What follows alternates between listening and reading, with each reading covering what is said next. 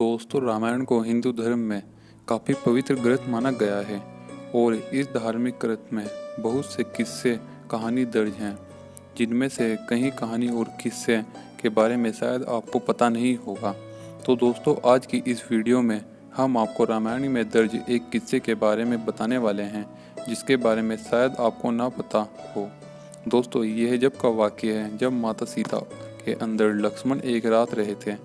तो चलिए आपको शुरू से लेकर अंत तक का सारा वाक्य सुनाते हैं। दोस्तों, जब प्रभु श्री राम और सीता और लक्ष्मण रावण का वध करके वापस अयोध्या लौटे थे, तो उस रात्रि सब लोग बहुत खुश थे और सब उनके वापस आने की खुशियां मना रहे थे। जब सभी आपस में खुशियां मना रहे थे, तो अचानक माता सीता को याद आया कि उन्होंने वन जाने से पहले माँ सरयू नदी से वचन किया था कि वह जब सही सलामत वापस वनवास काट कर अपने पति और लक्ष्मण देवर के साथ वापस अयोध्या लौटेंगी, तो वह सबसे पहले सूर्य नदी के तट पर दर्शन देकर एक पूजा योजना करेगी। तो फिर देवी सीता उसी रात्रि लक्ष्मण को अपने साथ लेकर सूर्य नदी के तट पर पहुंच गई और वहां पहुंचकर सीता माता ने लक्ष्मण को जल लाने को कहा। जैसे वहां से लक्ष्मण ने जल इकट्ठा करना शुरू किया, तो वहां पर आगासुर नाम का राक्षस प्रकट हो गया। उस राक्षस ने लक्ष्मण को निगलने की कोशिश कर दी। उतने में देवी सीता ने काफ़ी घबरा गई और उस राक्षस से पहले माता सीता ने लक्ष्मण को निगल लिया। वे दृश्य पवन पुत्र हनुमान छिप कर देख रहे थे। जैसे ही माता सीता ने लक्ष्मण को अपने अंदर निगल लिया, तो वह कुछ ही देर के बाद पानी की तरह पिघलना शुरू हो गई।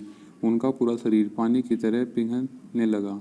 यह सब देखते ही पवन पुत्र हनुमान घड़ा उठाया और माता सीता के इस जल स्वरूप को इकट्ठा करने लगे और इसे इकट्ठा करके प्रभु श्री राम के पास ले गए और प्रभु श्री राम को इस सारे दृश्य के बारे में बताया। यह सुनकर प्रभु श्री राम मुस्कुराते हुए बोले कि हे पवन पुत्र हनुमान, इस आगासुर नाम के राक्षस को तो मैं भी नहीं मार सकता था, क्योंकि इस राक्षस को शिव का वरदान मिला हुआ है कि जब त्रेता युग में जब माता सीता और लक्ष्मण का शरीर मिलकर एक तरल पात्र बन जाएगा, तो इसी तरल पात्र के द्वारा ही इस राक्षस का अंत होगा।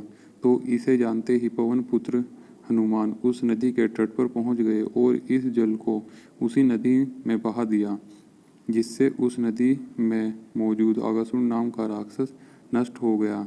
यह कार्य होने के बाद ही माता सीता और लक्ष्मण अपने वापस फिर से उसी रूप में आ गए।